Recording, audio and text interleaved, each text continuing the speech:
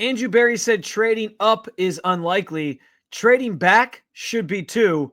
I'll tell you why here on the Locked On Browns podcast.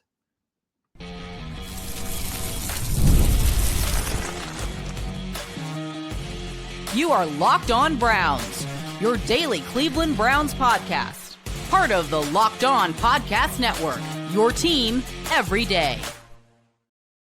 What's up, Dog Pound? I'm Spencer German, your host of the Locked On Browns podcast. I'm proudly covering your Cleveland Browns each and every single day in the land and on the road. Andrew Berry already ruled out trading up in the draft. Trading back probably is too. If the Browns want to trade up for Shedeur Sanders, they'll have some competition from inside their own division, and there are plenty of valid reasons not to take a quarterback at 2, but there's one that I'm starting to hate. I do want to thank you for being an everydayer at the Locked On Browns podcast, making this your first listen every single day. Remember, you can find Cleveland Browns content with Locked On Browns every week, Monday through Friday, guaranteed, with bonus content on some weekends as well, and it's totally free to you.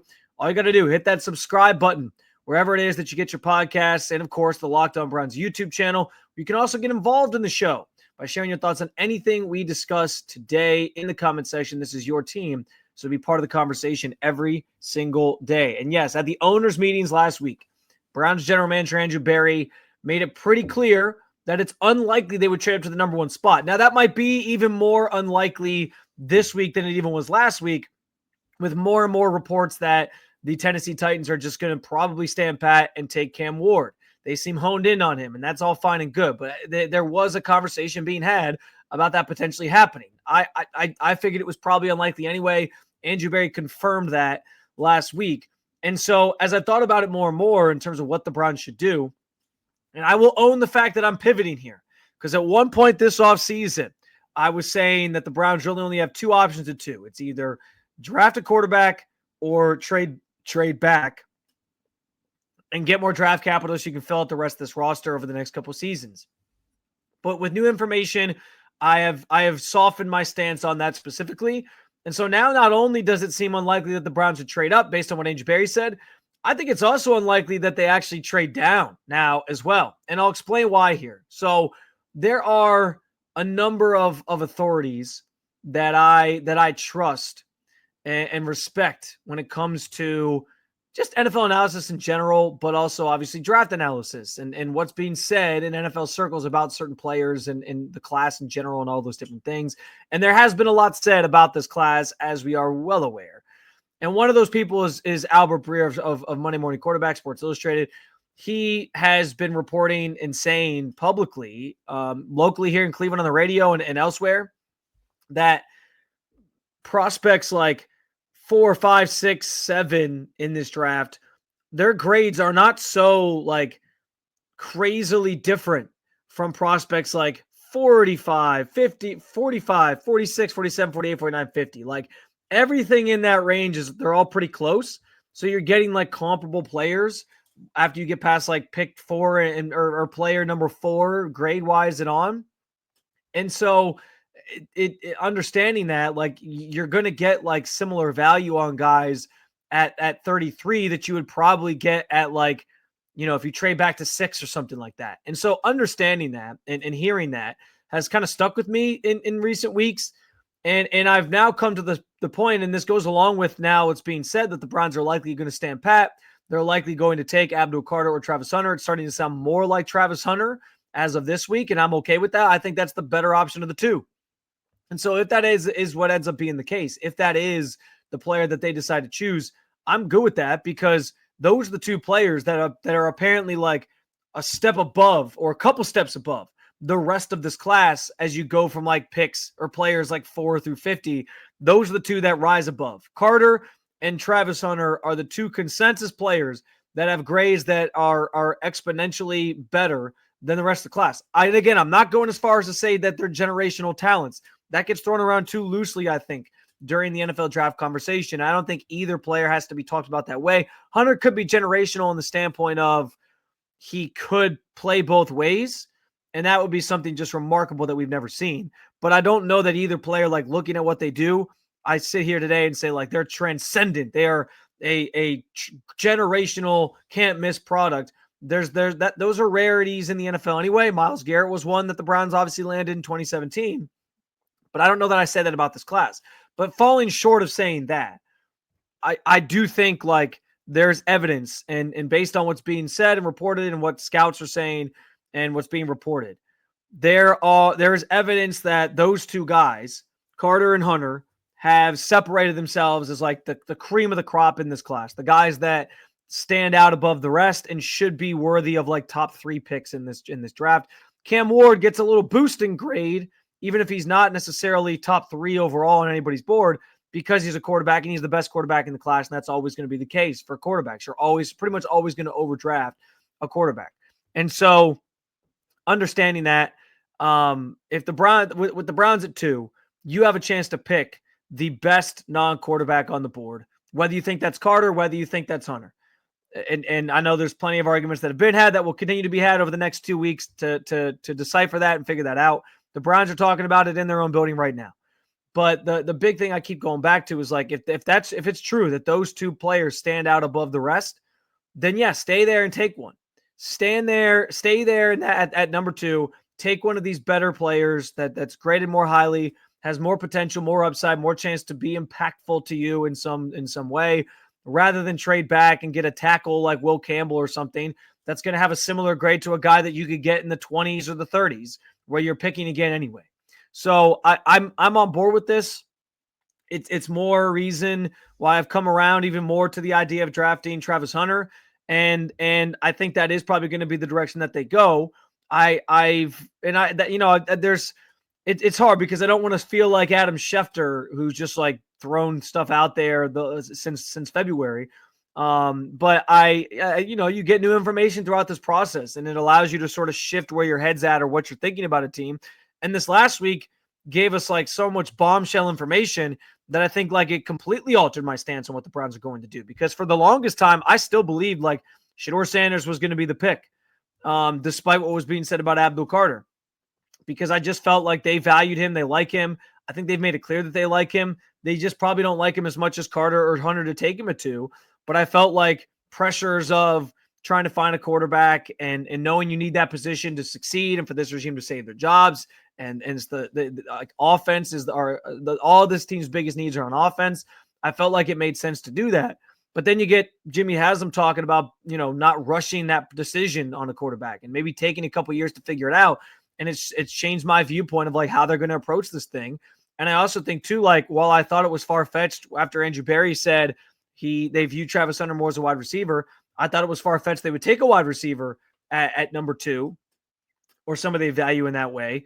But now that we have that information of like, well, they're not going to force the quarterback issue. So if you're taking best player available, it's either Carter or Hunter.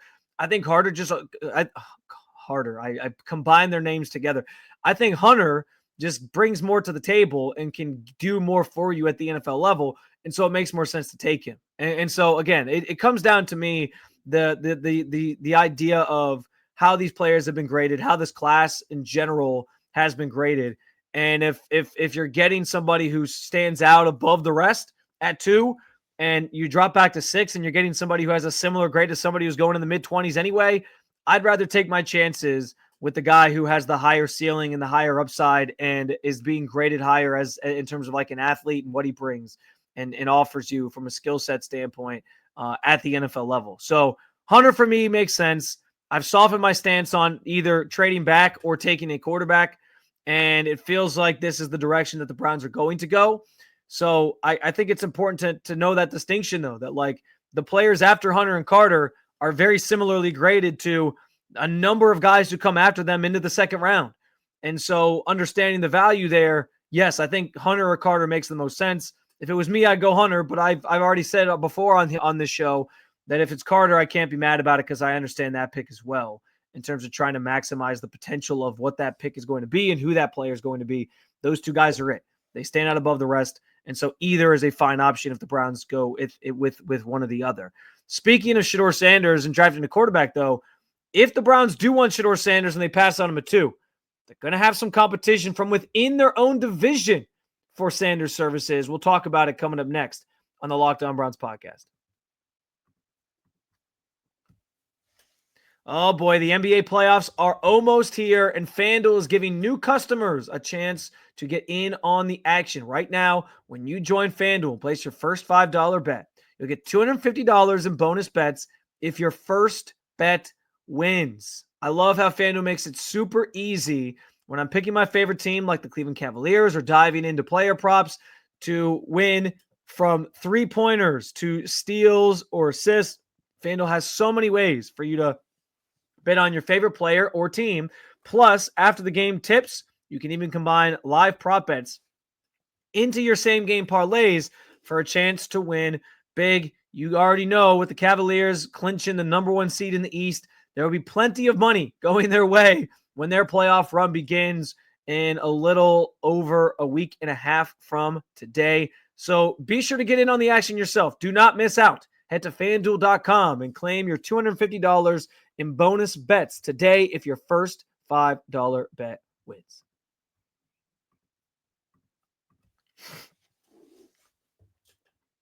All right, so if the Browns do want Shedeur Sanders and they pass on him at 2, which seems like it could be, the tea leaves are suggesting that's what's going to happen, trading back up to get him could be in play in the first round. I think trading up to get a quarterback anyway could be in play because getting a 5th-year option on that position specifically is massively valuable.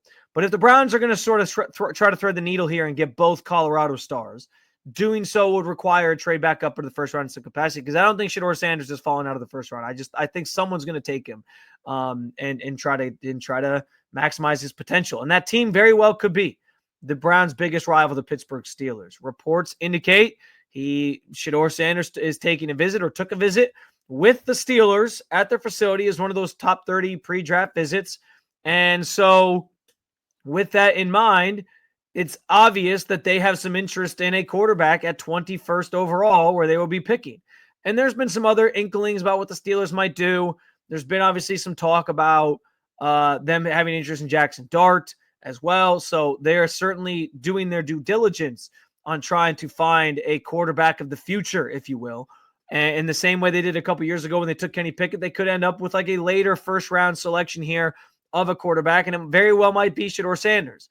And so that's why, as I sort of laid out earlier this week, trading up to get Shedeur Sanders, the sweet spot is probably going to be 20. Like, that's the latest it feels like he could fall, where the Browns could get back into the mix, 13 picks later at 33, jump up to 20. It's going to cost you a lot to get there. And I laid that out already this week. The idea that the draft value chart, I think, has manipulated people's minds. I think it has left people feeling like these trades in the draft are always cut and dry. Like you can all there's so many times where I see people throw out these scenarios of trades where it's like, well, getting from 33 to 20, that's not going to cost you that much. Just give them pick 104 and a future third or something, and no one's the wiser. Or like one of your thirds this year and a future and this year's 4th rounder, and you're good. And I want to warn you, like it almost always takes more than what we assume it's going to take. It's not about making the values match on that draft chart. Generally, when teams trade up, whether it's in the top 10, the top 5, elsewhere, it generally takes overpaying pretty highly for what the draft value chart says that pick is worth to get the job done, especially when you're doing it for a quarterback. And that's why I kind of feel like it's unlikely that the Browns will even be able to pull off or try to pull off a trade up to like 20 or even into the teens to try to get Shedeur Sanders if he falls out of the top 10. And that's if he falls out of the top 10, because I still think the Saints sitting there at 9 seem ripe to take a quarterback to find a longer-term solution beyond Derek Carr at that position, because they've been looking for a quarterback since Drew Brees retired. I think Shedeur would actually be like a really fun pick for them. Plus, there was some speculation that the Saints could be interested or that Dion would be okay with his son going to the Saints when he said at the end of the pro day last Friday, he had some comment with the NFL Network about like, hey, I love these colors. And he was wearing like his Colorado black, gold, and white. And obviously we know that's the Saints colors. So just a little aside there. But regardless, that's if he gets out of the top. If he gets past the Saints, that's where it's like, okay, all bets are off. Like he could go anywhere. Somebody could trade up to get him, whatever. There's a number of things that could happen. But I think for the Browns to be that team that gets aggressive, makes a move back up the board that high, he would have to get to at least 20. And at that point, I think like you just might have to accept that he's probably going to be a Pittsburgh Steeler. I know the Steelers are still waiting on word from Aaron Rodgers and what he's going to do. And it sounds like there's been optimism, especially since the NFL owners meetings last week, that he is going to sign with Pittsburgh. So it doesn't seem like it's anything that they're like concerned about or they don't think is going to get done. But maybe that changes the math on things if they sign him before the draft, and then they're able to sort of sit back and say, okay, well, now we don't necessarily need that quarterback. We'll just draft something else to sort of help the team this year, and kind of be on our merry way. But they still, I mean, the Steelers' biggest problem has been since Roethlisberger retired, and even towards the end of Roethlisberger's tenure, just inconsistent quarterback play. And, they tried it with Kenny Pickett. It didn't work out.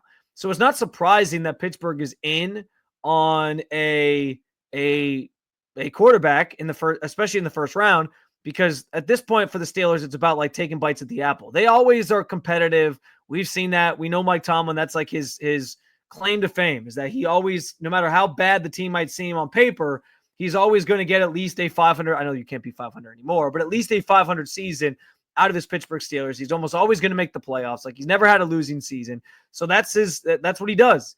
And so, like, that's been good that he's been able to maximize that, but it's also prevented them from being able to draft a quarterback early in a draft where you get the best options or the best choices there. So for them, it's about like taking more bites at the apple. How can we find a succession plan for Ben Roethlisberger now that he's long gone? We finally need some stability at that position, because it does feel like, I mean, that just feels like it is evident that the one thing that's held that team back, especially as far as their playoff hopes and dreams have come, and they've obviously multiple times fallen short in the postseason. They can't get over that hump. They're always a wild card team that gets blown out and boat raced in the first round because they're not very good at the quarterback position. They don't have anybody that can compete with the Lamar Jacksons and Patrick Mahomes of the world when they're playing those 1 and 2 seeds in the conference. And so for them, it's about finding a franchise quarterback in some capacity. And the more chances, the more swings you take, the more likely you are to hit a home run at some point. And so it makes a ton of sense that they're interested, but it does feel like if the Browns want Shedeur Sanders and he falls out of the top 10, 20 is going to be the spot they're going to have to get to. I believe the Broncos have that pick. And so getting up to Denver at 20 and jumping the Steelers feels like it could be where they'd have to sort of move to make that happen. A lot of this also depends on like how they value Shedeur Sanders versus how they value somebody like Jalen Milroe. If they're comfortable with Jalen Milroe, they could wait it out, see if Shedeur gets taken at 21 by the Steelers, and then maybe they trade into the first round again, but later in the first round, like 28, 29, 30, 31, 32, and they instead drive somebody like Jalen Milroe there, so they get the fifth-year option still, but it's a guy that they still, I guess, have graded somewhat highly, a first-round grade at least, and they feel like they can, sort of mold or try to shape into their future quarterback in some capacity as a second or late first-round pick. There's a little more pressure that comes with somebody in the first round, but from the Browns standpoint, like, you're too close to the first round not to trade back up to get one, even if that creates like this aura that, hey, he's a first round quarterback, you better pan out. I don't think that's the case when you're taking him like late, like 28, 29, 30, whatever, or beyond.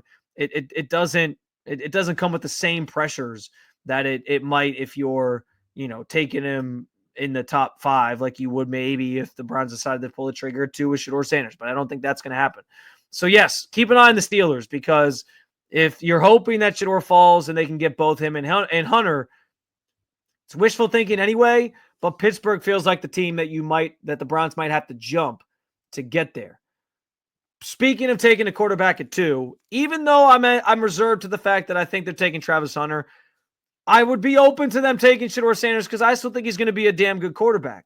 But there's one argument against taking a quarterback at 2 that I heard percolate this week, and I just can't stand it. I'll tell you what it is coming up next on the Locked On Browns podcast.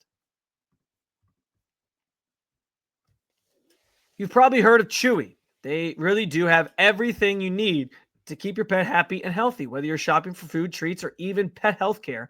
Chewy makes it fast, easy, and affordable. With over 100,000 products from all your favorite brands, Chewy has everything your pet needs, from food to treats, toys, beds, and grooming.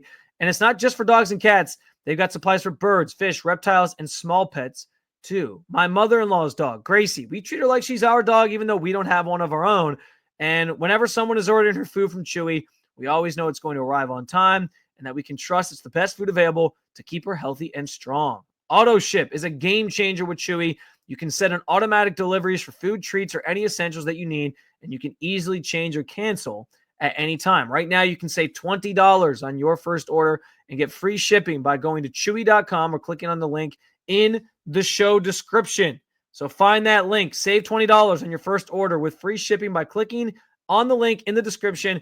Minimum purchase required, new customers only, terms and conditions apply. See the site for complete details.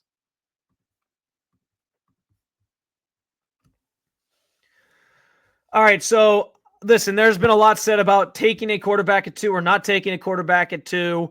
And I understand both sides of the coin there, where it's like the Browns need this position. You got to get it right. It feels more and more likely they won't be taking Shedeur Sanders at 2, and that's okay. I get the perspective of don't force the issue. And I've said that from the beginning of the season. Like, if they don't value Shedeur enough to take him there, don't take him there. And you're going to have to take your chance somewhere else. Even though I like Shedeur Sanders, I think he's going to be great at the next level, and he's going to figure it out because he's got that pedigree and the mentality to do so. I get where the grades matter. And so if the Browns want Travis Hunter or Abdul Carter there, fine. And I can live with that. I think people should be okay with that. If it's one of those two over Shedeur, it makes sense.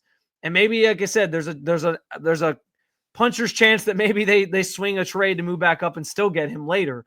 But I can wrap my head around any argument against not taking a quarterback at 2. If you don't feel strongly about these guys with conviction in this class, fine. I totally get it.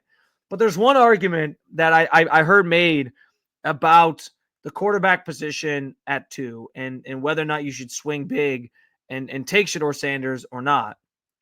And it's this idea that, like, the Browns aren't ready for that franchise quarterback. Like, their roster isn't quite there to support a franchise quarterback. They're not in a good spot right now, so you shouldn't do it because you might ruin him, or they're just not at the right place to take that player yet. So don't bother, just pass.